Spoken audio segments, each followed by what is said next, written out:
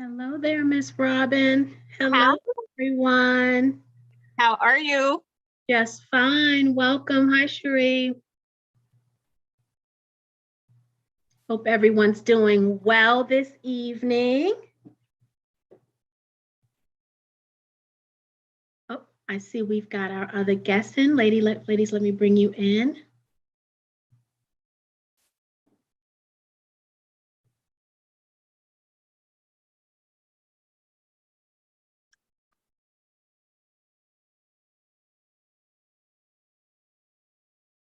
Hi, Miss Laverne. Welcome. Hi, Ann. Hello. Hello, Miss T. Shine. Hello.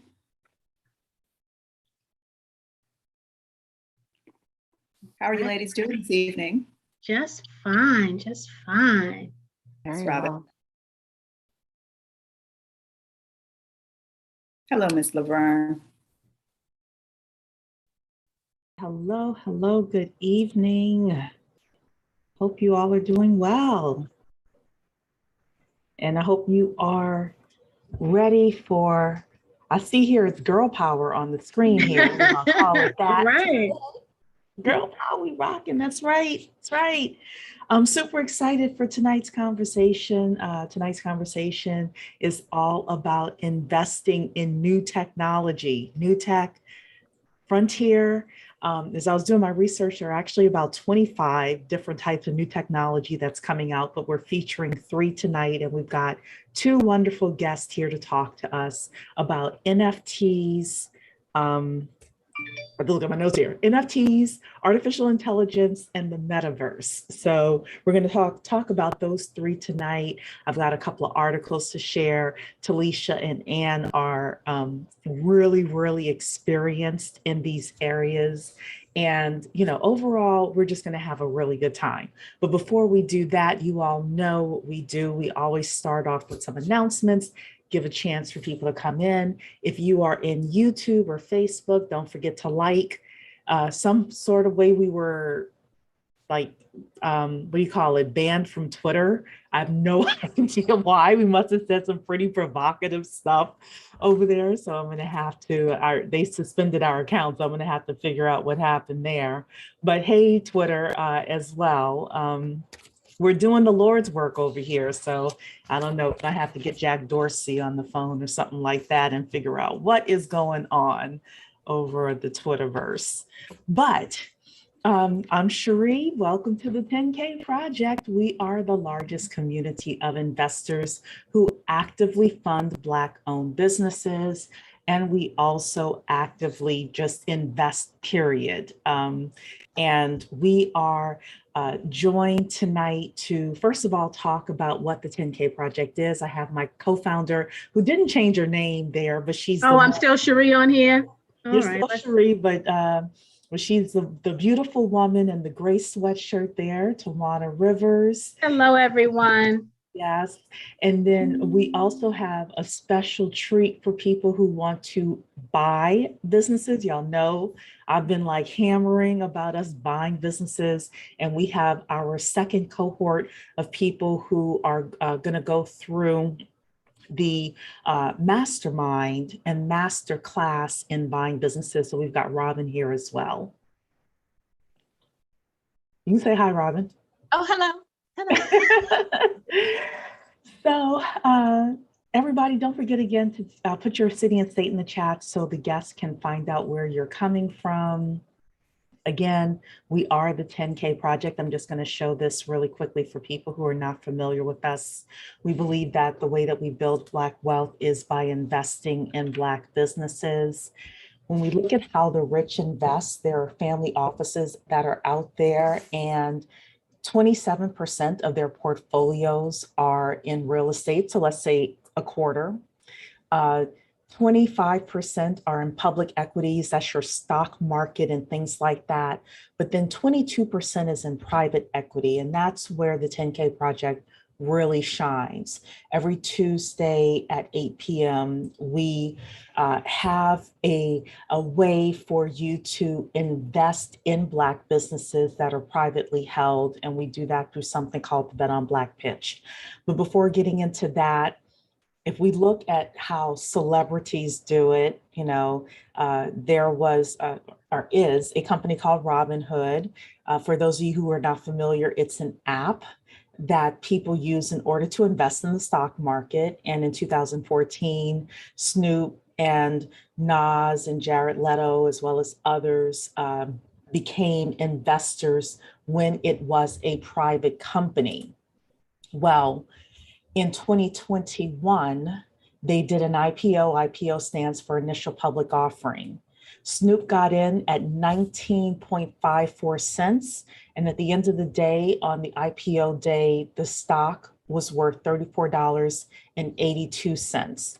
So that means if he bought 100,000 shares at roughly $20,000, his shares were worth at the end of IPO day, 3.482 million. Now, we don't know how many shares Snoop bought because it is private. They did not share that in the SEC documents, but we do know how much he bought his shares at.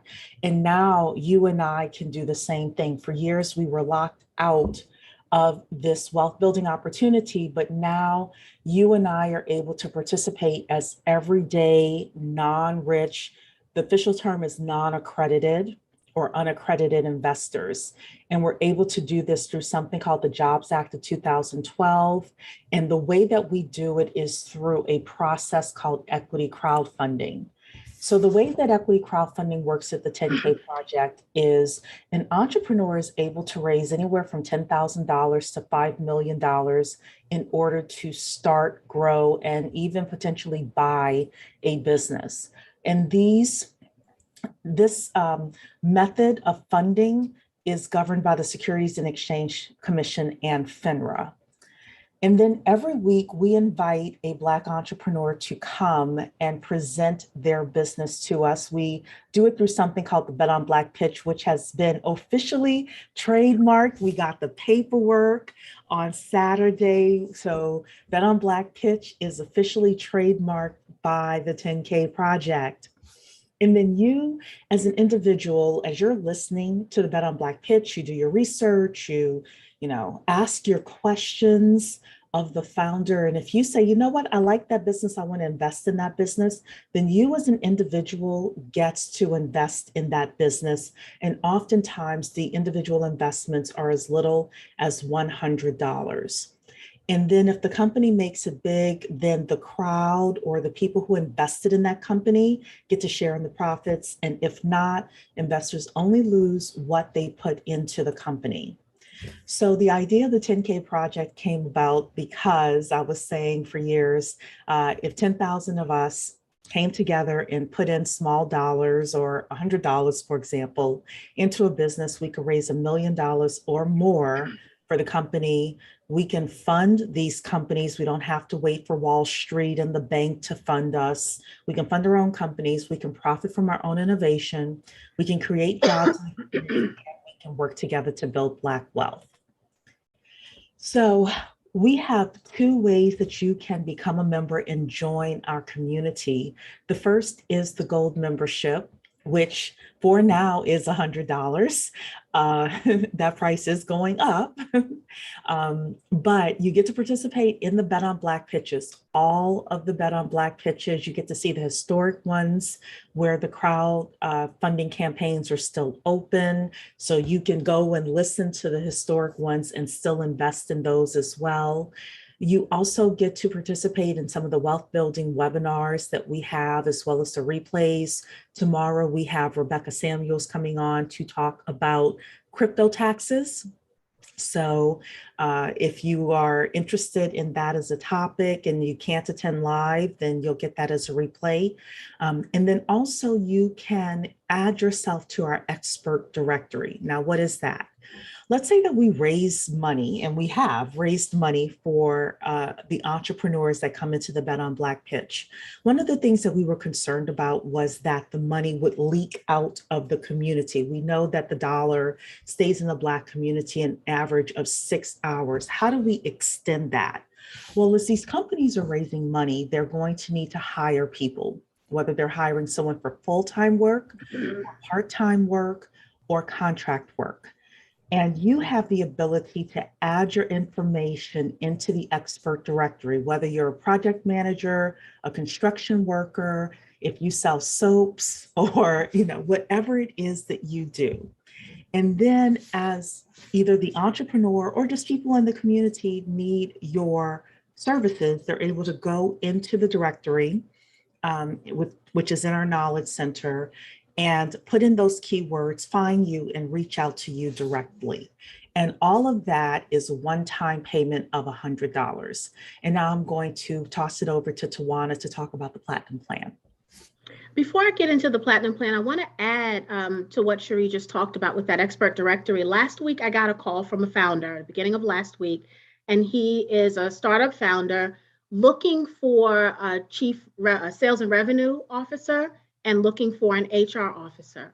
And I went into the first place I went, right, when they call and ask, is I go into the expert directory to see if we have those skill sets anywhere. So, people are calling us, asking, they understand the value of the community we've built here, and they're calling and asking us if we have that talent in the community. And so for everyone who's a member, please take 5 minutes and update the expert directory with your information, right? Whatever whatever your skill set is, don't sell yourself short. We all have a skill that we can provide, and it is a marketable skill, right? We've talked about the side hustle and all of those things. Sometimes those things we know to do very well, and maybe we're doing it in corporate America, right? Now we can take that same talent and do it for ourselves. That's why consultants exist, right? So please, please, please put your skills, your business, your services, your products, all the things, put them in the expert directory because people are calling. And I'll go back a little bit. The Bet on Black pitches, all pitches that we've done, as Cherie said, historic, whether they're open or closed, are still out there. Because the thing that we also have to remember is, in addition to being investors in some of these businesses, we also get to be consumers. So it doesn't hurt to go back through some of the campaigns that have already closed to say, hey, I wonder what they were working on, right? Like one of our very first pitches was an app that helped you. It was a competitor to Groupon, Black-owned competitor to Groupon. They were in the early stages, but that was in March of last year, right? Imagine where they are now a year later. And so let's go back and visit them. The name of that company was Dashable. Let's go back and visit, that campaign to see how much progress they've made. And maybe now they're ready for us to be consumers of that product and not just investors. In regards to the Platinum membership, we partnered with Freeman Capital. They're a Black-owned financial services company. And Freeman Capital has graciously offered our members 6 months of financial planning. We're only charging $347 for that. We've received information from some of our members that says that they've received quotes from financial planners for less than 6 months, and they're running in, $3,000-4,000 range. So this is a really, really good deal, right? And this is unlimited touch points. So it's not like you only get to talk to them one time every month. You can, communicate back and forth with them as many times as necessary. And this is a very in-depth 6 months because they're working on mindset first, right? Even before you start to get into the finances. They're really, you have takeaways, you kind of have homework assignments to really get you going. I've heard feedback from people who have taken this and they absolutely love it, absolutely love it. And we've heard back from the Freeman Capital crew, and they've said how prepared the 10K members are that come to them. They're the most prepared of all of their clients, which they were so happy to work with us and could not stop complimenting you all. So if you're interested in becoming a Platinum member and you're already a Gold member, the good news is we give you credit for the $100 you've already paid. So it's only going to cost you $247. If you are a brand new member and you're interested in that tier level, then it will cost you the entire $347. We still think that's a great, great value. All right. You want me to go to the rest of my announcements, Cherie, or do you have more on your slide? No, that is it. And then you can also introduce Robin. Thank you. Okay. I'm going to go through mine first, and then Robin, I'll let you go after I'm finished with mine. Mm-hmm. The other thing we have is the Bet on Black incentive that we have going. So for everyone who comes live, to the Bet on Black Pitches, we are putting your name in a drawing. And every week you come live, your name goes in, right? So you get up to 4 times, right? Because we do them every Tuesday at 8 p.m. Eastern Standard Time. So most months you get 4 times, your name will go in. Some of those months you might get 5. And then the first Tuesday of the following month, we draw the winner for the month before. So for instance, last Tuesday, we drew the winner for January. We had a winner. Lloyd was our winner. So congratulations again, Lloyd, publicly. So happy that you were able to attend enough sessions live that your name was the one that our founder called. The founder called the number and it happened to be Lloyd's number. And so the prize for the incentive for coming live is either you win an upgrade, right? Because to come to the pitches, you have to be a member. So you would win an upgrade, or you can win $100 cash. So we are incentivizing you with real value to come live and support the founders, right? Watching the replay is great. You're going to get it in your email box. It's going to be in the newsletters that we send, but there's nothing like that live energy and being able to ask the founder all of the questions that could potentially remove any barrier of entry that you have.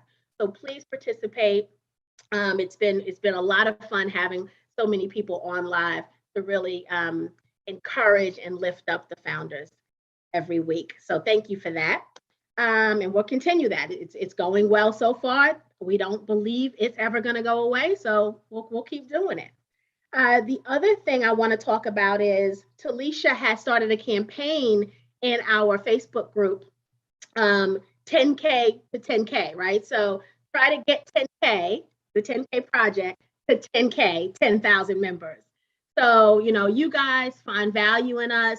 Please start sharing us with your friends and family. Add them to the Facebook group. Give them the website if they want to watch the explainer video to learn a little bit more about what we're doing if they decide they want to join. But please, at the very least, add them to the Facebook group so that we can start engaging with them. This is going to be a phenomenal year, and we don't want anyone to be left behind. So if you could please do that. The other thing I had, and then I'll toss it over to Robin, is the investor survey. If you haven't filled that out yet, we have quite a few that have come in, but if you haven't filled out the investor survey, please go ahead and do that. So the investor survey is simply a survey where we ask, we list all of the companies we've highlighted and we ask if you've invested in them and then how much. And our goal is to be able to report out how much money we've helped the Black founders raise in 2021. And so we've kind of done some preliminary math, and Cherie just put the survey in the chat for us. We've done some preliminary math and the numbers look really good, guys. We are making an impact. And so we want to be able to tell that story and celebrate that story. And perfectly, I want to brag a little bit about the story, right? so that we can, really, really encourage the community, because not only does that mean money for the founders, right? That's one part of this. It also means so many investors have added to their portfolio, which could, which could realize to something really grand. We can't make promises, right? Because it's investing, but it could realize wealth for your generation. And that's the whole reason we're here, right? Wealth building, learning how to do it, understanding it. And so congratulations to all of you who have invested. Congratulations to the founders who have benefited from that. But please fill the survey out if you have not yet done so. With that said, I talked about how much of a stellar year it's going to be. We, 10K, have partnered with an amazing organization. Robin's going to tell us more about it. But you guys know I've been bragging about the Business Buying Mastermind Session 1 that I am a member of. And I've been bragging to you about it. So instead of me bragging to you about it, we actually brought one of the founders here so that they could talk to you personally and brag on themselves a little bit. So Robin Mansell, I'm going to turn this over to you to talk about the second session that we're introducing, because session 1 of How to Buy a Business has been amazingly successful. And so we're going to do it again. Yeah, well, Tawana, you have been an amazing student. So we're really excited to be able to bring part 2 of this to everybody. Do you have that one page? Are you able to upload that, to share that? If you don't, it's okay. Let's see, Cherie, do you have that? Yeah, I didn't pull it up. I'm sorry. And we're kind of running a little behind too. If you All can right, so that's talk okay. while That's perfect then. while I try to find it. Okay, well, let me just go ahead and get started. So we are going to have another session of the mastermind. I'm Robin Mansell. I'm speaking to you from Southern California, and I am one half of the founders of the Buying Business Mastermind. So the mastermind, we are going to have our second session. It is in collaboration with the 10K Project. It is going to start February the 21st. And we are going to go over everything from mindset to how you actually find the deals, to showing you how to get the capital. We have students who have actually purchased these businesses with zero money down. So we're going to show you how you're able to do that, how you're able to build up a network of investors. One of the pieces that I believe that Tawana loves the most probably has to do with the innovation. We're going to show you how to be an innovation unicorn. Being in innovation is going to really have you look at doing business in a different way. So let me just go over this really quick. Curtis is going to go into a more detailed instruction of presentation of what's going on. So the class structure is 12 weeks. The cost of the class is 3 payments of $600. You can pay all at once or you can pay monthly. And you're going to learn how to buy cash flowing existing businesses. Not businesses from scratch. These are businesses that already have cash flow and are profitable. That's a different way, a different kind of a mindset to think about. We're going to show you how to develop your investor management system. You're going to have a one-page website that you're going to be able to use with that. We'll show you how to use innovation. Innovation has actually changed the way that I do everything. I've been an entrepreneur for a long time, but innovation is what keeps our business going and what keeps your business being sustainable through the decades of changes in technology and everything else. In fact, we're actually going on the Metaverse in April. So you're gonna get your one-page investor relations website, and yeah, that's pretty much it. Curtis will go into it a lot more in detail, but you are gonna learn there are thousands. When I say thousands, there's thousands of businesses that are for sale across the United States, all types of businesses. Baby boomers are retiring and they are ready to get rid of these profitable businesses. So, yeah. So if you're interested in learning more, we're going to have an informational session on February 15th. There's an information session tonight for the early birds. So we've talked about this now for a couple of weeks, and there have been quite a few people that have sent their information that they were interested. We're talking to them right after this session at 7:30. So if you're on my early bird list and you received my early bird invite, please join me at 7:30. We can't wait to talk about it. Curtis is going to come talk to us. But for anyone hearing this for the first time or just deciding, maybe I am interested, you will be invited to a February 15th session. Cherie will publicize what that, the time and date for that, or the time, I just told you the date, right? The time for that in the next few days. And so if you're interested in that, please email me at trivers@the10kproject.com. That's trivers@the10kproject.com. And we'll just make sure you don't get missed. We'll send you a special invitation and a special reminder. There are only going to be a little over 20 slots in this class. And so I just want to be completely honest, and this is no pressure because y'all know I don't do that, but I sent an invitation to 23 people that are joining me at 7:30. So it is very possible that by next week, these slots would be full, and that's okay because there'll be a session 3, right? So in 12 weeks, guess what? We'll do this again if you're unable to make this particular session because the slots fill up. But as Robin said, these are profitable, cash flowing businesses. They're teaching you how to evaluate them. They're teaching you how to buy them. And they're not just teaching you how to buy them. Part of the class is you buy one. So we're in that week right now because our class is finishing up. We're in that week where we're going to buy a business come Wednesday. So tomorrow's Tuesday. Wednesday of this week, we are going to buy our business, guys. That's how awesome this class is. So much to learn if you're interested. trivers@the10kproject.com, and just let me know. I want to go on the wait list for the buying businesses, and then we'll get you make sure you get that invite for next week's session. And I think that was Oh. all of our announcements, Sheree. Thank you so much. So Robin, I'm going to move you back to the guest thank here you. so that we can have Hi, a Robin. bigger block here. Oops. I think you, there we go. Thank you so much for being here, Robin.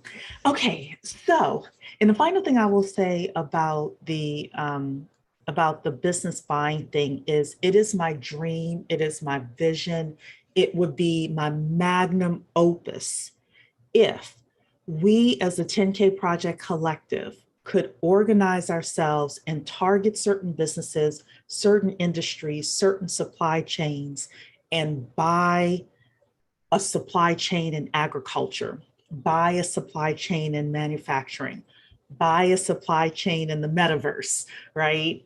The part of the reason that we don't have wealth is because we don't own the supply chains. We have too much consumerism, or if we're buying things, we're only buying a part of it instead of the entire ecosystem. So I'm gonna put that out there. I can't lead it myself. Tawana won't let me lead anything else. So somebody else gonna have to take that on.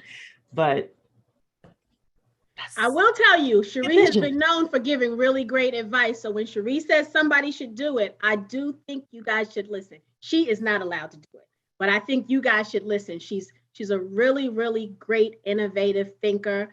And so she really has a great way of thinking about things in the future that can be profitable. So when she speaks, you should really listen. Please, somebody, please take that on. Okay, let's talk about the topic of the day. Super excited about this topic. So we hear all the time about the different types of new technology that is coming out. Many of you have heard that Facebook has officially changed its name to Meta. And then they spent like $250 billion, was it, Talisha, over the past quarter or something like that, some ridiculous amount of money. And Mark And let's Zuckerberg. not confuse, just because you call yourself something, it doesn't make you it. Because I called myself Shaka Khan when I was 7, and I made everybody in my house call me Shaka Khan. It does not make me Shaka Khan, y'all. So just put that out there. Yes. That's such a good point, because I heard someone the other day talk about the Metaverse and only talked about Facebook. I said that they just changed their name to Meta. They are not the Metaverse. Yeah. Right. They are not. They are That's still why we have Facebook. to educate. We have to have this conversation tonight because people are Not go by confused. what you call it. Because like I said, y'all are called a whole lot of things. It doesn't make you that, because I would be called Beyonce right now, but that's not happening either. So You gonna whip your hair? You gonna whip your hair? I would grow some. If you call it to me, I would grow some hair. So I wanted to divide tonight into like the 3 different silos, I'm going to call them. The first is going to be NFTs and what's happening with NFTs. I have an article to share from Yahoo. Talisha is a dynamo with the blockchain, which is the underlying portion of NFTs and crypto and things like that. And then the second part, we're going to talk about AI. And I know Ann knows about crypto and NFTs as well. So like we'll have a conversation. Then we're going to talk about AI and have another article to show. And we'll talk about, you know, what's happening within that. And then we're going to talk about the metaverse and what's happening with that as well. And then the fourth part of tonight will be just some ideas of ways that you can invest in these things. So with that, I wanted to start off with Talisha, my girl here. I'm going to read a couple of things from this article and then have you introduce yourself and talk about NFTs and the crypto revolution. So this is from Yahoo Finance, why Black Americans are leading the NFT and crypto revolution. So Web3 is what it's called, is a vision of the internet built on the blockchain, which is all about something called decentralized finance. And Talisha is going to talk about this. But there was a section in here that I was so proud of my people. Here it is, here. In many ways, Black Americans like Buchanan are leading the crypto revolution. 23% of African Americans own cryptocurrency compared to 11% of white Americans and 17% of of Hispanics, according to 2 recent surveys conducted by the Harris Poll and provided to USA Today. Minority communities who have historically been left out of growing industries like alcohol, marijuana, and more are eager to be a part of this latest shift. So with that, I'm going to bring up Talisha to talk about NFTs, crypto. I'm very proud of my people for getting in to cryptocurrency early, but I'm gonna toss it over to you, Talisha. Tell everybody, first of all, who you are, then tell us what these things mean. Give us the 411. I am Talisha Shine, so all of you know me in some form or shape. I am one of the founding members of the 10K Project, also a founding member of Black Blockchain Consultants. So here in this space, we have a lot of these terms. I think that's where we're going to even talk about, because I think people throw these terms around all the time of like, what are we talking about? So what are NFTs? What is the metaverse? What is Web3? What is all that kind of stuff? And it's really important, I think, just because for clarity purposes, to know what you're talking about so that you understand what people think they're talking about is not really what they're talking about. So as we go into this space, and I know there's a question by Ms. Beulah, what that metaverse is. And so we're going to talk about it, but I always say like, we're going to talk about Web3, and people always kind of move through those terminologies. And I always say like Web3 is truly blockchain. And that's the impetus, that's the infrastructure that we're talking about all the time. But Web 3.0 is something very different. And I know that seems like a really little kind of minute kind of thing, but it makes the difference, because what we're talking about are things coming together. And in this is technology. So just like we'd say you use your computer, but you need a monitor. This is kind of the thing. We have bits and pieces that are coming together here. And Web 3.0 is the interface. That's what we're looking at. And I always say, like, when you go to your computer, we had internet 1.0, 2.0, 3.0 is how we're delivering that. So this is where all these technologies come in, AR, VR, mixed reality. That's where you're getting the data information from. Then we have that secondary layer, which is the logic. And that's where that AI portion comes in. It's going to take that data and do something with it. That data is going to reside on the blockchain. So that's where that Web3 comes up. But you have all these different layers. And in that, when you're traversing all of these layers, you need protection of the asset that your class is going to actually maneuver through. So that's where the NFT comes in. It's the portability unit that you can take this data, because now it's an asset. It's not just stuff that you kind of carry around with you. We've been trained in the Web 2.0 kind of presents just to click a box and give all your stuff away. Well, now you got to carry your stuff with you, because now it's valuable, it's monetizable. And so that's what the NFT allows us to do. And even though it's called something that it's not, that it's being described as a non-fungible token, which you never want to describe something as what it's not, it's really just the ability to have a unique digital asset that contains the information, both from a physical asset that you're carrying into whatever realm that you want to.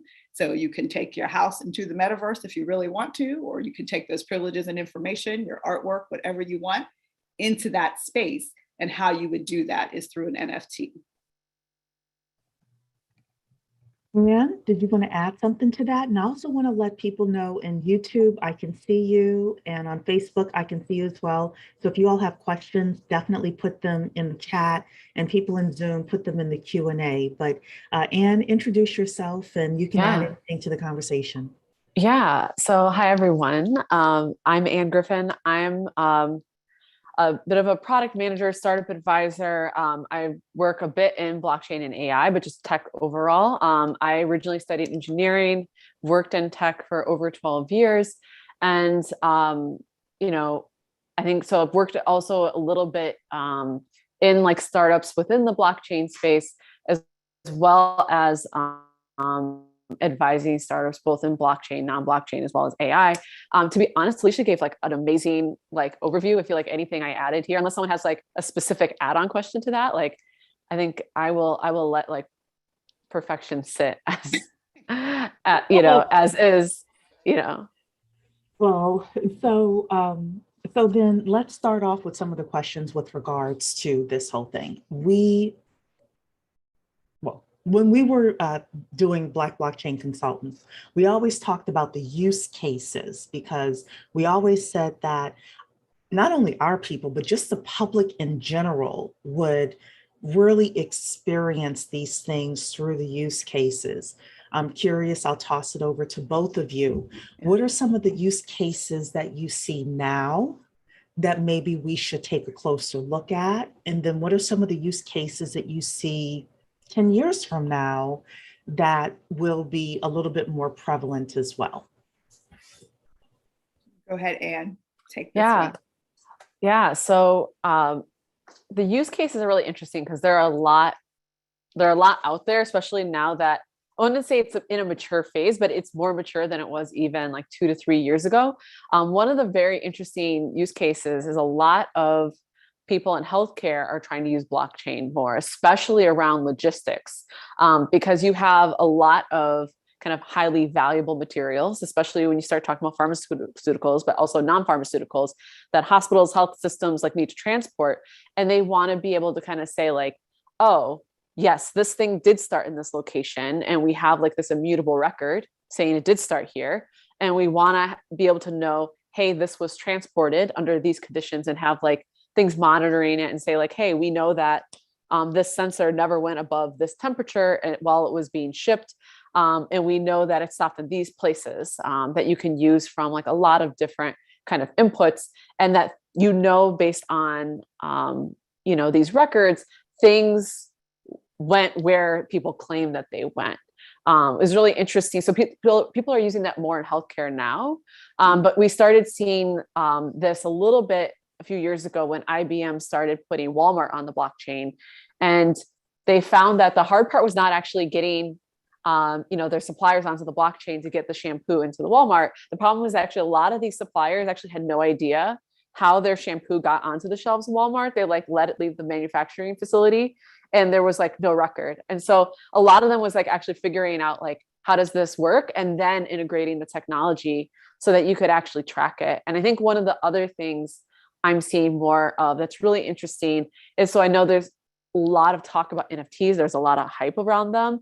There are a lot of businesses that are now building utility into NFTs. There's businesses that are trying to say, hey, what if your concert ticket was an NFT? So not only do you use it as the ticket, you also have this like memento. And then like, maybe if you went to that concert, this now opens up the ability to buy other NFTs, or maybe so you're available to join, like you have an NFT ticket to a Beyonce concert. Maybe now that also gets you an early access to the next Ivy Park drop or something. There's a lot of businesses that are building this into like entertainment and sports, where it's not just here is the art, but here is the utility that comes with this NFT. So those are some of the use cases I'm seeing a lot more of. Yeah, I mean, even Gary Vee. That's my healthcare is obviously my NFT collection is all about that utility and bringing telehealth to the metaverse. So it spans all of that. But yes, and we can see from Gary Vee having a loyalty report. We always talked about this. If you were ever see our BBC episodes, we talk about how what I consider the non-sexy, the practical and pragmatic uses. Arts and entertainment are really good because people can wrap their head about a collectible.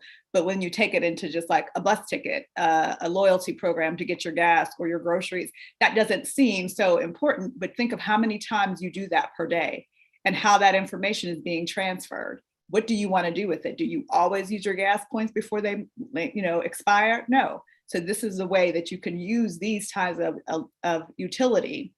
And I always think like tokenization is a core pillar of blockchain technology. It is the oldest use case.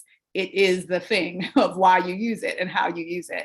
So the NFT is truly nothing new. It's just how it's adopted and how we're talking about it. And I think that, like I said, the arts and entertainment make it really hot and heavy, but that is just a slice, like a real small bit of what it really is capable of, because utility is embedded into it. It's not just a JPEG. There is no such thing. If you want the art has a smart contract automatically tied to it. It gives you royalty, that gives you track and traceability. That's what it's supposed to do, because that's the impetus of an NFT, is to show you ownership, authentication, and provenance over whatever digital asset is attached to it. So that's what you're kind of looking at. And I love Gary Vee's, even though it's extraordinarily expensive. But what that NFT gives you is access to things that you would never have, to certain chefs, to special days, to being able to be, have these meetups with him and protect this community that you've created around this. all of those things come with holding that NFT. So that's what you're always looking for, that utility. But what does it mean to you? Because it's going to be something that you need to actually utilize in some capacity, not just to hold it. Even if it is the artwork can now go from the digital aspect of being in your household in a frame to actually being stored in your metaverse home, and you can display it there. So there's going to be a whole lot that we can do with it. But I know we get caught up. Everybody's always like, it's just the art. It's just the art. That's a very small and limited use case where you'll see the practicality in 5 to 10 years really just go beyond what you're thinking, things that you do automatically every day, but it'll just be in that form. So it shouldn't be overwhelming to you in the sense, because it's something that you would already have some familiarity with. It's just the how now has changed a little bit. Now you'll have your NFT wallet to kind of show that, yes, I own this. This is my driver's license. This is what I do. This is my credentials for my going to school. Yes, I can have this. I own this home here. This is my airborne ticket. All of those things are going to come, and you're just going to swipe like you're used to now, but it's just going to be a little different. Can we talk about the how a little bit more? Nick touches on this in her question. How do we buy NFTs? And more importantly, how do we create NFTs, right? Because the investment in an NFT comes two ways, right? We can be the creator of one, or we can be an investor in one. And so can we talk a little bit about how do I create one? Let's talk about that first. How does an NFT become an NFT? Again, you can create it. You can create value out of, this is where the simplest aspect of creating a piece of art. You can do that and digitize that and then put it on a marketplace. And that's how it becomes. So there is a process with it, because you're just not uploading a file. There is some metadata that's attached to it, and that smart contract, again, to show that this is the unique digital asset that it is. So you can create something of value, something that you built. And we've done that even with artists that we've seen. We're creating actual physical pieces of art. Then they digitize them. And what they do is now they sell that physical piece of art, and the NFT is now just a nice value add. It's to show the authenticity. So it's almost like giving them the certificate of authenticity for this physical piece. And we have other artists that are truly just digital in nature, kind of doing that as well. So it depends. But now, again, if you want to be a pragmatic NFT, it's a contract. So if I want to do some contractual work, like we talk about business buying, what if I want my contract of that I'm buying this business to be an NFT? So I can say the property rights are in there, the land ownership, how I want my electricity, all of those things can now be held into that NFT contract. And then again, I can mint that, which is the process by what is writing to the blockchain. And then I can have electronic signatures. And at that point, now I have an NFT that's my contractual agreement for the business that I bought. So anytime there's different people sell it or whatever, and I have in there, I want residual, I want 10% every time they make a sale, that can be embedded in there. And that smart contract will hold all of that information and all the subsequent transactions that occur. Yeah. And looks like Cherie just put a resource in the chat as well. That's good for art, yes. So, but there are other ways of minting across the board. But if you have artwork that you're creating, there are many different NFT platforms and marketplaces that allow you to make that and mint that to the actual blockchain that they're using.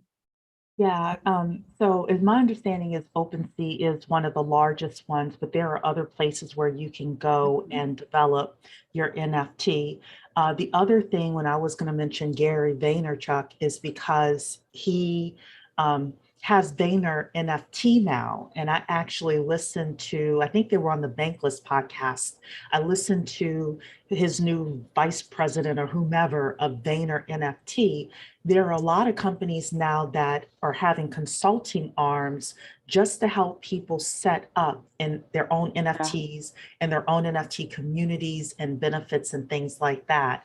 So when we start talking about how to invest, again, we don't want you to just be a consumer, or just to invest in the JPEG, as Talisha is like saying that that's not really what you do, but also to think about how do you invest in yourself and your knowledge and your ability to make money as a consultant, or, other ways, or even to set up a white label platform for helping other people set up their own NFTs as well. So, Anne, I'm going to toss it to you. Yeah. So just like specifically, and Talisha did a great job explaining that, there's different types of NFTs and like how you mint them is going to be different, what that process looks like.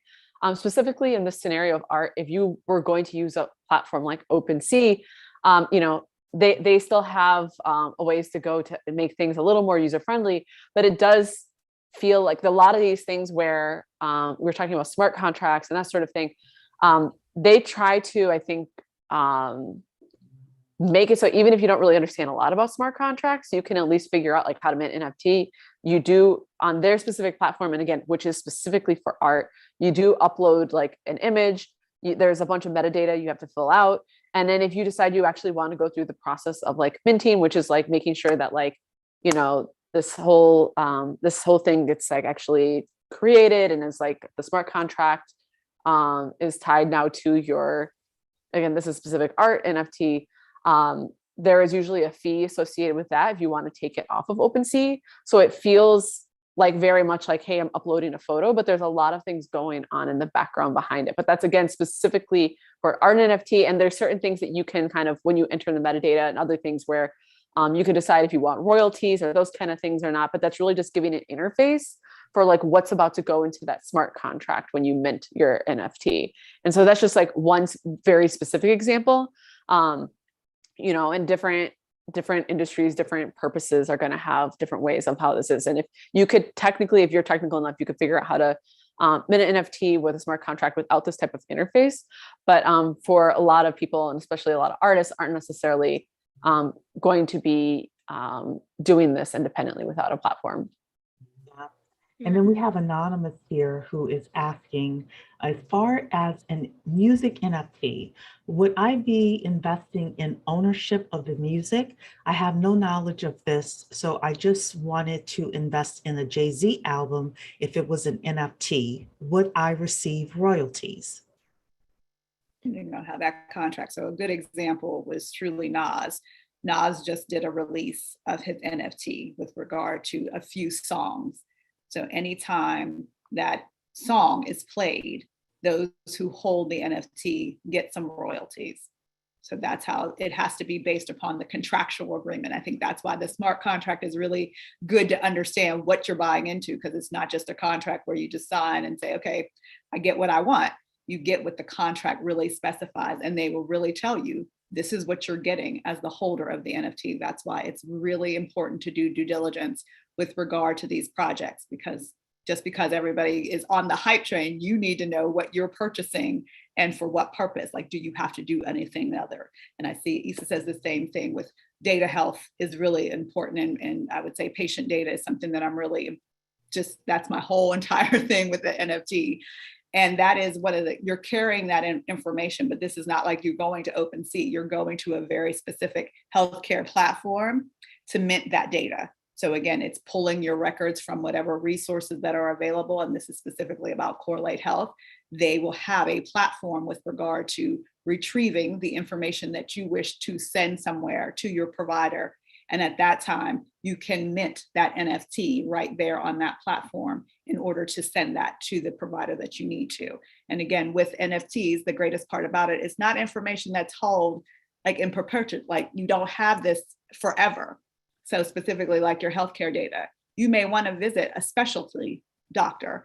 This specialist can have your information for 48, 72 hours, so they can just diagnose you and do what they need to do. They don't need your record forever. They don't need it for 7 years. They just need it for that time frame. So what the NFT can actually do is say, you have this access for this amount of time. And then after that, I've resigned that it's no longer available to you.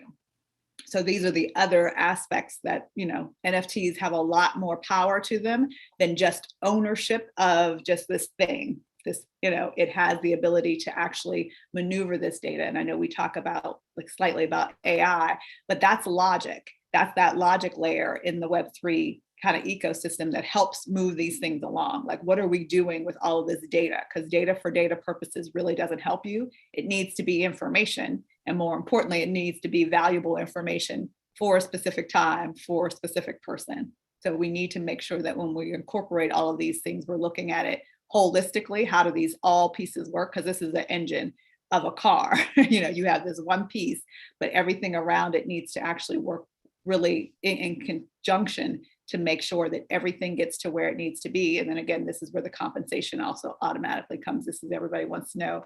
So, what's in it for me? Your compensation is tied to giving the information and getting it to the right person. Now, I see, Audrey, your question in the Q&A. I just want to make sure we get to the AI and the metaverse, and then we'll definitely come back to it, I promise you.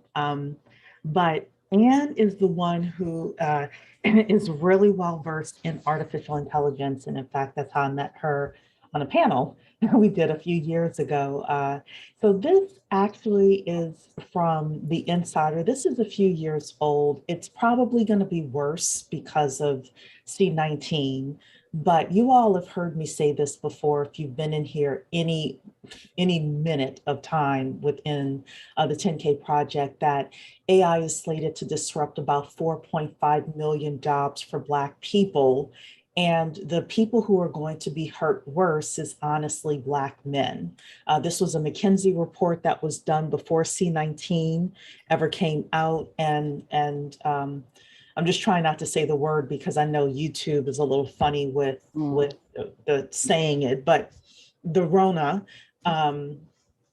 it accelerated the process and the progress that people was making. And I think the Great Resignation is accelerating it even more. There are great aspects to AI, and then there are aspects that could potentially, harm us as well as a community, as individuals, et cetera. So, Anne, I want to toss it over to you.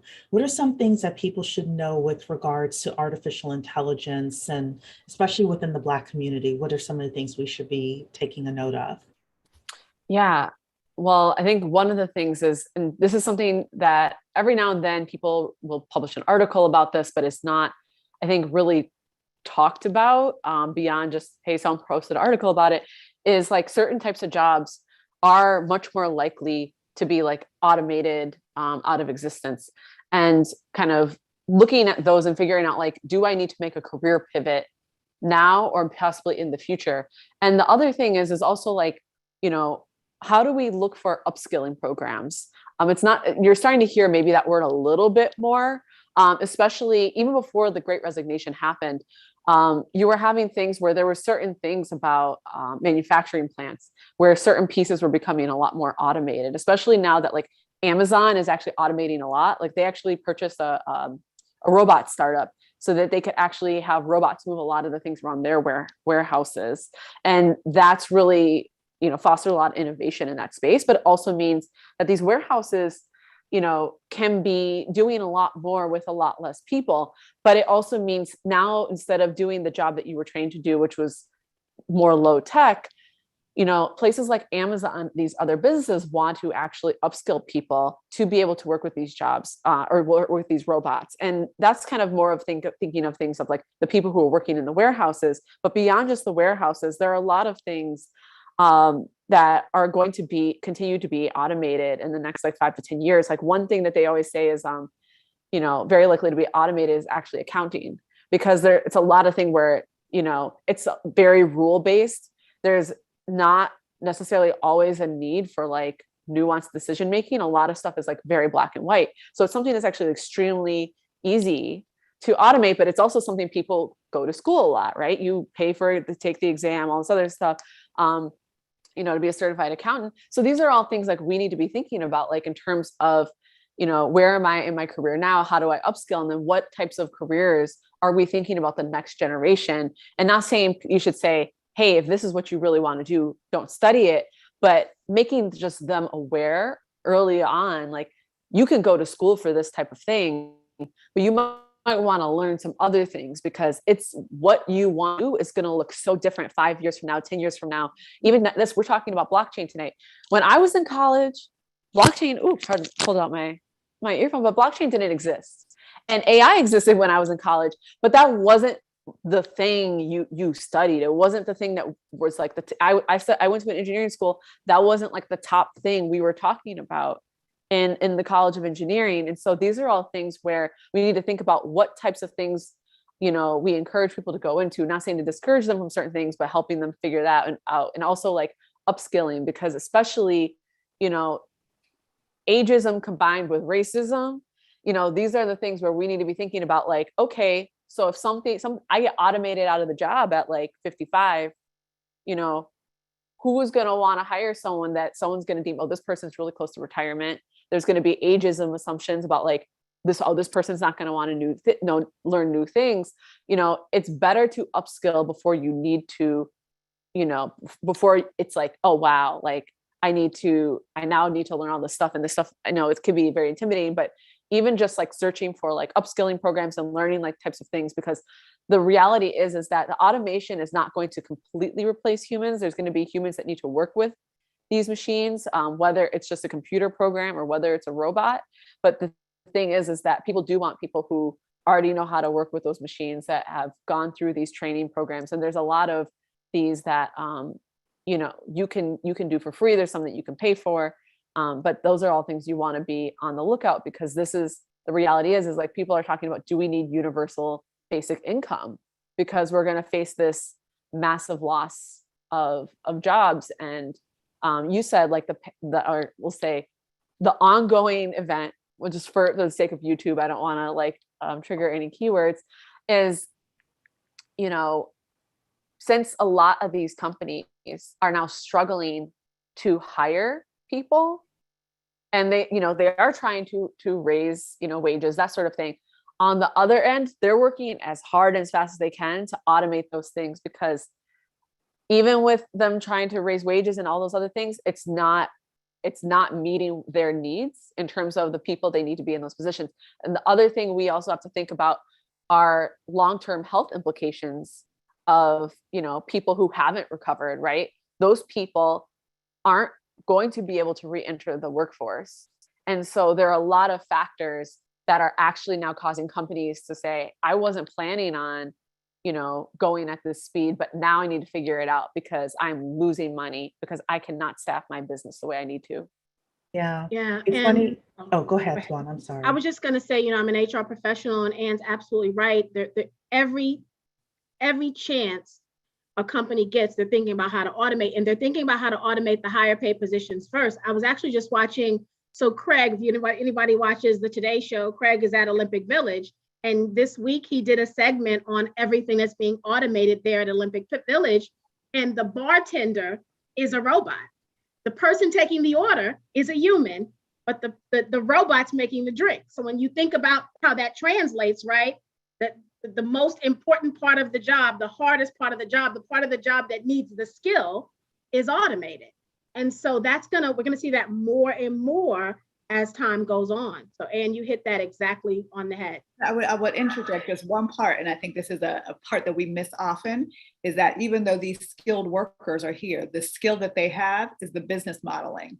And that's a crucial part of all of this, because tech for tech doesn't mean anything unless it has some really benefit to do something. And the best people who know those jobs are the people who've worked them for 20, 30 years. They know the little shortcuts. They know this actually works better. They don't show you this in the manual, but we do it this way. Those are the jobs that really will help the programmers build those systems, because people don't know. You can come to a programmer and say, okay, and the very first question is like, what do you want me to build? They don't know. So that you can't just tell them, well, make something digitized. They won't have any idea. So it is those communicative jobs of understanding, this is how we do this business. These are the efficiency hacks that we would like to put in here. Because if we could do it this way, this will save time, or this will actually help us do something. So those are the jobs. And I think if people would recognize what they do at their job rather than doing the job, that can translate into a very big difference. And I think we have to think of ourselves. I always say the Web3 environment makes us think of ourselves as businesses. I always say Web 2 taught us how to be consumers. Web 3 is teaching us how to be businesses. You have digital assets. You have assets that now a business needs. You are the business. You need to interact with businesses in that manner. So when you think about all of the things that you're bringing to it, you may not be technical, but you have an understanding of how the business works, and business models are always going to be in fashion and in necessary, because at this point we are creating new things.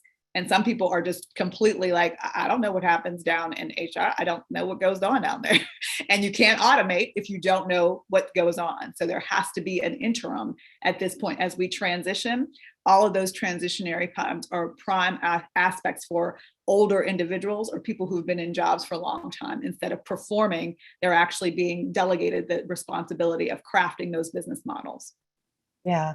And I think Amen. it's important for mature people, I will say, to think about skilling up into board positions, skilling up into super high level consulting positions. I'm so glad Anne is on the conspiracy theory with me about UBI, because I said it before here, and I know a couple of people chuckled at me about UBI, but I honestly think it's being tested now because they know that more than half of the workforce is not going to either be able to skill up or be willing to skill up. And you're not going to, well, I'm not going to say you're not going to. In my opinion, it is going to be hard for your family to build wealth on UBI income. So we're talking about the road to Black wealth being zero by 2053, which is probably going to be sooner than that. Either we are going to have to really skill up, or we're going to be so far out of the marketplace that I don't know how we recover. And you're shaking your head with that. The other thing is that, you know, many of you know I'm a business plan writer by trade, and a couple of months ago I was introduced to a writing AI system. And I thought, well, that's silly, you know, but apparently it creatively writes blogs for people. You put in a few keywords and it writes these blogs for you. And all of a sudden I'm sitting down or sleeping at night, and I wake up and I'm thinking about this thing. And I said, there is going to be someone that creates a business plan AI. And I have to be prepared for that as well. What am I going to do? What is that going to look like 5 years from now when people say, oh, I want to use the AI business plan writer versus myself. So I think that all of us need to be very serious about really not buying into the fact that we cannot be replaced, and really looking at how we position ourselves by, I would say, 2025 for this train that is coming. Because the worst thing that can derail your wealth and your wealth building for your family is losing your income because you ignored artificial intelligence. Well, and remember also, and this is kind of doom and gloom, but it's factual. You know, the whole point of automation and efficiencies is to reduce costs, right? So upskilling is only going to work for a few of us.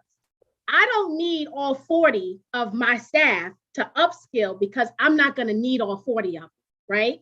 Mm-hmm. So that still means about 37 of them got to figure out another plan, right? Because I'm still going to take the best of the best that have upskilled, right? I don't need 40 consultants telling the program how to build a robot. I don't. So even in this upskilling scenario, there's still a bit of doom and gloom there. It's not the solution for everyone. And so I think what that means is not just upskilling in what you do, learning other things also, and try to figure out how to monetize those things, because you can't rely on just what you know today. You have to continue to learn and continue to grow. And, you know, that's kind of why we're doing some of the stuff that we're doing here at 10K. It's purposeful, right? We're not just throwing stuff at the wall. Cherie and I are very thoughtful about what we're trying to do. So the business buying masterminds, right? We had a great intro to a conversation today, and there may be a real estate mastermind, a stock investing mastermind. These are things that are going to help us build wealth in the event the man says, I don't need you anymore, right? Mm-hmm. You're going to be able to take your little box and walk out with a smile on your face because you've been planning for this day. It will not catch you off guard. That's the goal here at 10K, is that you're not shocked by it when it happens. You're expecting it and you're already ready for it, right? And if you're lucky, you're able to do it even before they do it, right? So before the first robot is built, you're able to go and say, you know what? I got a new plan. It's a new day. And thank you. It's been good. So think of that as well as we're having this conversation. You know, I often think about the 10K Project did an interview with George Fraser. And one of the things that he says that often rings in my head is, if you be the person who can repair the robots, right? Replace yourself is ultimately what he's saying. So we as a people, we as the 10K Project, we really need to start recruiting people for, you know, creating the NFT platforms that people can create their NFTs on. We should really think about, how do we invent and code and whatever we have to do, the AI companies, and invest in those that are going to replace those 40 people or 37 people, right? So then, you know, okay, we can't hire all 37 of those people, but some of those people can come to work in our AI company, right? This is how we create jobs, and we can work together to build Black wealth. So now Dr. Claude always talks about, we do business with each other, but we sell to everybody. But we can't sell to people if we don't have the AI platform to offer them.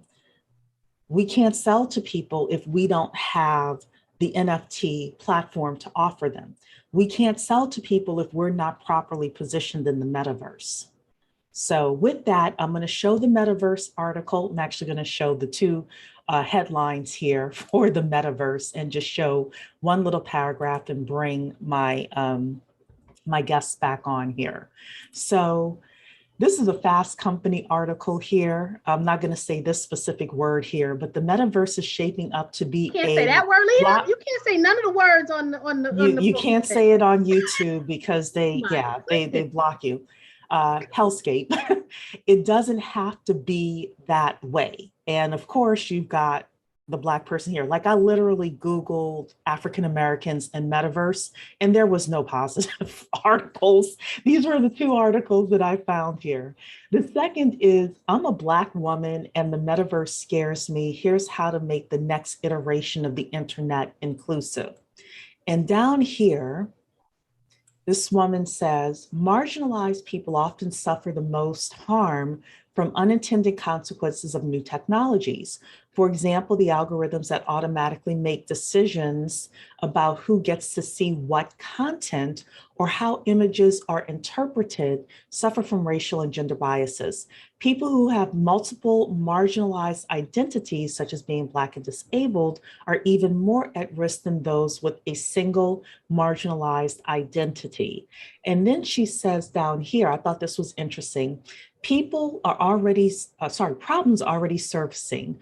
Avatars, the graphical personas that people can create or buy to represent themselves in virtual environments, are being priced differently based on the perceived race of the avatar and the racist and sexist harassment is cropping up in today's pre-metaverse immersive environments. So you all can go and read all of that. Thoughts about the metaverse? How do we invest in the metaverse? What's happening in the metaverse from our point of view? Either one of you.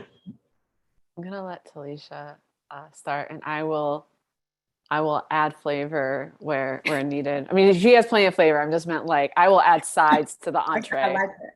I love more flavor and definitely love more food. But the metaverse is just, it's an extension of what we already are. It's just a digital space. And just as you go into these places, there are obviously the same issues that we face in reality, we're facing there as well. It's just the digital version of that. And I think I gave this example before, but last year during the time, well, it's been 2 years now, I participated in Consensus Health as a mentor for the COVID-19 hackathon. And it was one of those things where around the world, people were coming in to, solve the problems that, ultimately they wanted to be solved. But at the same time, there were no one who looked like me, who had any kind of interjection into like, what are we creating? So every time I was there, when every pitch came through, I felt like a second grade teacher, like, that was great, honey, but, and I always had to tell them, what you created is great, except it can be weaponized. I said it to all the 19 projects that came that I saw, because most people don't know what they're building, because they're building it very much with groupthink. It's unilateral in its thought. It was only supposed to do this. And I'm like, yeah, code doesn't just go away magically after a problem goes away. Code lives on in forever, and you can use it for whatever purpose. So this is why it's very incumbent about why we need to show up in these spaces and why we need these kind of skills, because we do need to be represented in the rooms when these things are being built, so that we can offer those opinions of like, hey, that was nice, but that doesn't work for my community. And those are the kinds of things. So in these spaces, our voices are needed, because they are creating these hot and fast and everything's just great until it comes to us. And then we're the afterthought users. And then when we say, oh, this doesn't work really well, it doesn't recognize me, or yeah, you're charging me $20 more if I make my avatar brown than this avatar over here, or there are no brown avatars. Right? So you have all of this stuff going on. And I think that's really the interesting part. We cannot say, oh, we're just not going to go there because it's not, they're not representing us. We are going to go there because we need to be represented. We're not going to be left out, but we do have to have a very strong conversation and voice when we get there. We have to be very demanding of what we want to see. And it is all about, this is what works for me. You are a very sophisticated consumer. And again, also a business. So when you hit those spaces, you have to now say, this is what I need. If you're going to do business with me, make it better. And that's what we need to do, instead of just kind of having the conversations. And I know this is where I see the articles all the time, and it's really hard, because I'm like, there are other things going on, but we're only seeing those really outstanding issues of like, this didn't work for me, so I'm out. That's never going to work. We're going to have to really push forward. And again, the same things that we're seeing here, we're going to have to do it in this other digital space. And I think this is where we are sophisticated enough at this point. We're using the technology much more proficiently than others. As we showed you, though we're adopting this technology, now we have to demand that the technology work for us. Absolutely. And I also just want to make a comment, and this is not based on the whole comment, but there was a comment in the chat about, there's plenty of people of Black and brown people, in the metaverse working on Web3. And that is true. Like, I know a lot of specifically like Black professionals who currently or previously worked in blockchain and or, own cryptocurrency, NFTs. The one thing to note, I will note as someone who has worked in the industry is, it's exactly what Talisha said. It's a lot of time there's like the one Black person in the room, right? A lot of these companies that are in the space right now, our diversity isn't, if you just Google, Coinbase and, their no politics policy, a lot of these places don't really care for it. They've seen all the studies about like how diversity not only is the right thing to do, but also how it's helping them with their bottom line, and they don't care. And so there's a lot of things of, it's important to, I think for us to be as consumers, so we can say this is what we demand, but also, supporting businesses that are Black businesses that are in this space. And then if people are like, I know enough to actually create my own business in the space, be able to do that, because some of the businesses that are there currently, they do not care, because they can make just so much money in spite of, because pretty much right now there's so much hype in the space. Even if like, it's just like vaporware under what they're building, they're able to make so much money off of FOMO and buzzwords. And that's not everybody, but a lot of people are, that if you just have enough white men leading any kind of blockchain, Web3, crypto project, your ability to get funding and all this other stuff is, you could say that about regular businesses, but just like in the right now, because it is so hot again, astronomically different. And so that's why it is so important for us to talk about this, because it's not that, oh, these people don't exist. It's that there are people I know who, even used to work for specific blockchain, crypto companies, and don't now for very specific reasons, and have opted to create their own because they don't feel like, they don't feel like the companies that they're going to go to are going to create safe enough. And I say safe enough because there's no such thing as like truly safe spaces, but safe enough spaces for them to, both do the amazing work that they're able to do and also be fairly and equitably like compensated for the innovation that they bring. And it's really incumbent upon us to actually do, again, the due diligence. I think this is where I always say, people always say, well, how do I just get in? You need to really understand who these companies are. I say, I don't recommend Coinbase for that very reason. Yes, it's great. It works for most people. It has a great interface and whatnot. But there is that conscious consumerism that comes in that I don't, rally for them. There are other ones. Yep, it may not be as simple, but that's really how you show people where you're putting your dollar. And for our own projects, we are very meticulous in coming with every critique every time we do something, but you don't show that same kind of fervor when you're, researching other companies. So you have to do the same. I'm like, if you're going to be due diligent, that's fine. Do it across the board and do it correctly. We deserve the same chances that everyone else does in this space. This is brand new, so there's no experts. So you're not going to get, somebody who's 20 years, expert in blockchain. It has not even been around that long. So you do have to give us the opportunities to show you that we have the products and services that you want that are meant for you and built for you. But that also comes with, sometimes you have to just give that chance to make sure that you're showing that support, because a lot of this is community driven. This space is highly about people really rallying for other people right now. So this is where we also have a strong obligation to support ourselves in these endeavors. Yeah.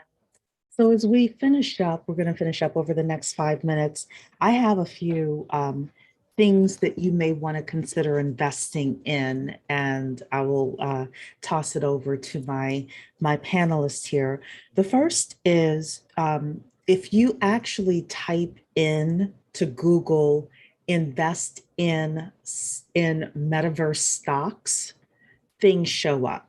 So remember, we had that at 6 o'clock, I showed you that chart of family offices, and 25% of their portfolios go into public equities, which means stocks, and 27% goes into real estate, and 22% goes into private businesses. So these are businesses we could buy, start, invest in through the Bet on Black pitches, et cetera.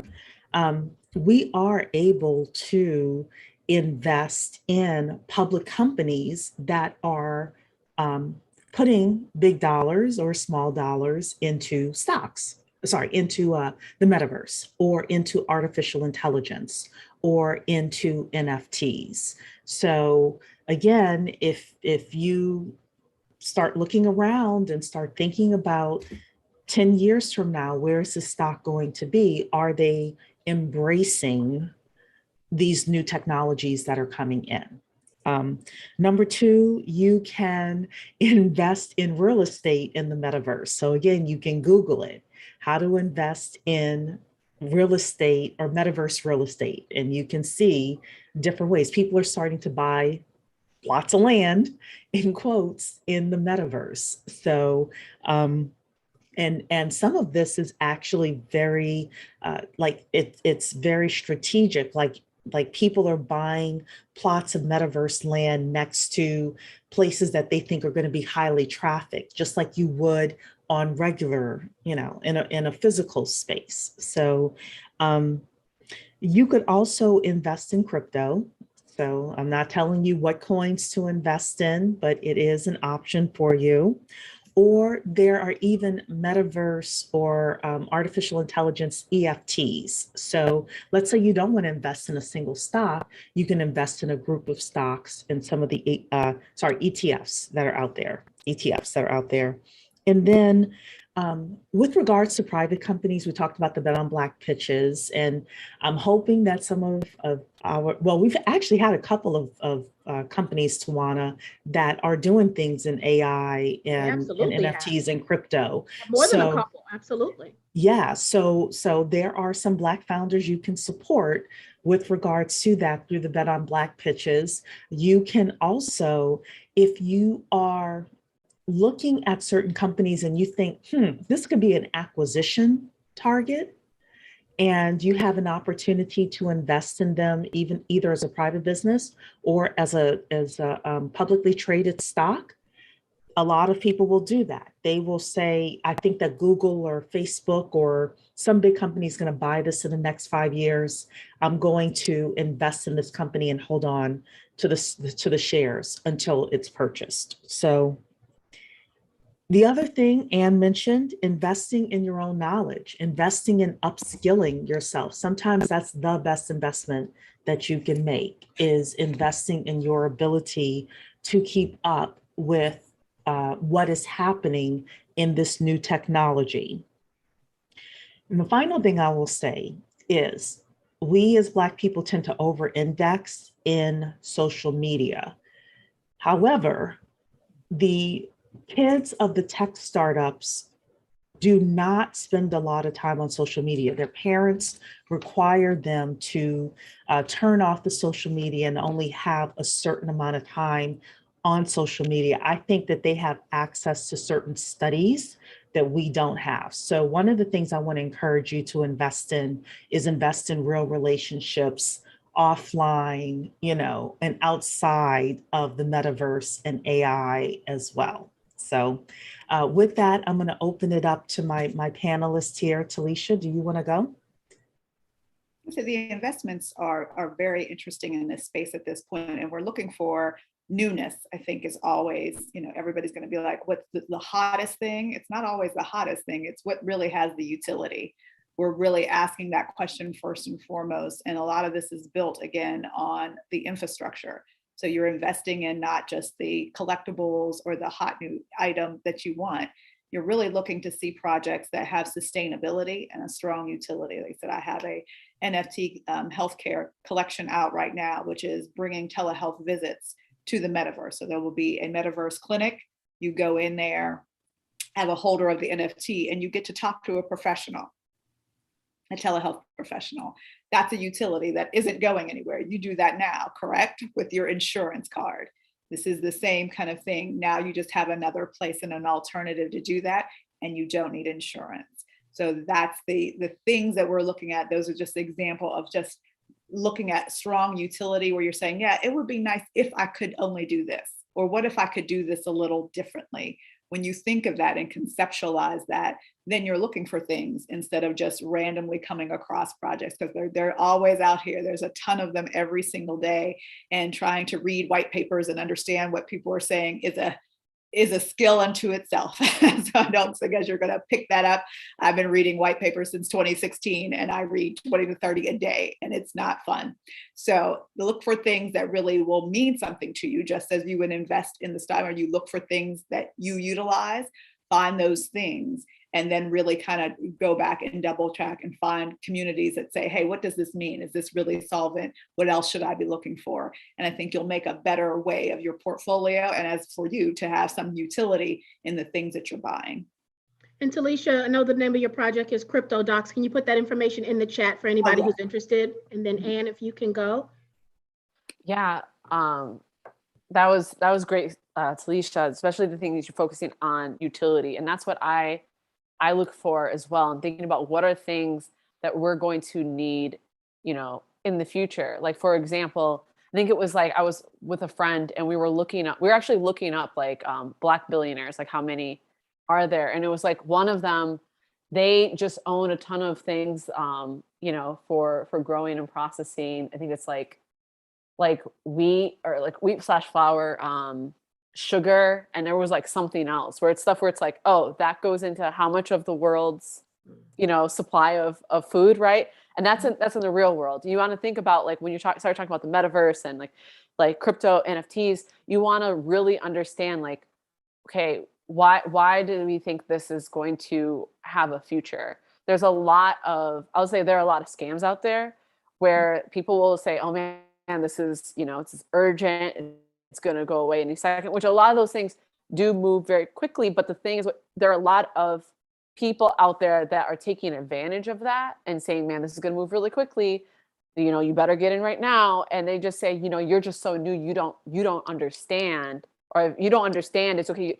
My thing is like, I'll say for the type of investor I would rather miss out on an opportunity that I didn't understand and find out later that it's legit than jump into something and not be certain that it's a legitimate opportunity. I'm okay with losing money on a legitimate opportunity that I did my due diligence and it's more so like it just didn't work out than, something where like there's nothing really behind it. Like the people who created it could just like disappear any day now. So you really want to make sure that like you understand and it makes sense to you, because there are a lot of people who want to take advantage of people who, don't know what's going on and get caught up in like the hype cycles and the FOMO and like, you got to do it now because it's going to sell out right when it drops, like they're Jordans or something. Like you don't want to, like I'll say, if you want to buy like the Metaverse version of Jordans, like you're welcome to, but that's probably not going to be the thing that, you build generational wealth upon. Tawana, final In comment? closing, first of all, ladies, thank you so much for joining us this evening. This conversation was everything I knew it would be. But it's a lot to talk about, right? And it's a lot to understand. And for anyone just hearing these terms for the first time, we know it can be overwhelming. So one of the things I'd like to do, Talisha and Cherie, I'd like for us to put together just some practical guidelines for people, right? Like, so for instance, what's a wallet? Where can they go, to get a reliable Web3 wallet so that they can start to invest in NFTs and in the metaverse? What are some of the reliable and reputable marketplaces that they can use, right? Like OpenSea and Decentraland and all of these places where they can go. And really give the people something that they can refer back to. It'll be in our knowledge center. So you got to be a member, unfortunately, or fortunately for you, however you see it. But we'll create this document or these documents and put them in our knowledge center so that you guys can have a resource, because it is a lot of information. And what we talked about here today, there could be a part 7 to this conversation, right? And we could break it down in smaller bites because it's so much information. I see people saying they're going to do some research. This conversation was good. I'm an owner of NFTs. I'm actually getting ready to buy some land in the metaverse and on Mars. That's something I'm getting ready to do in the next week, actually. And so, but that took me a lot of time learning what all of this was and taking some risk and really researching, but it's a lot. So please, look forward to that resource in the Knowledge Center for those of you who are members. For those of you who are not yet members, we hope tonight's conversation was a good taste of what we provide here at the 10K Project. If you go to the10kproject.com, you can look at our membership packages. You can look at our explainer video to see everything that we're about. We truly want to be the place you come to educate yourself and learn about how to build wealth, right, as we go forward. Everything we talked about tonight lends to that conversation on how are you going to build wealth when the world changes around you every second. And so we hope that the value we brought you here this evening was helpful for you. Again, to Ann and Talisha, thank you so very much. And Cherie, I know you've got a 7:30, I've got a 7:30. And for those of you who are meeting me at my early bird 7:30 to talk about buying businesses, I'll meet you over there in 3 minutes. Have a wonderful evening, everyone. Have a good rest of your week as well. Thank you, everyone.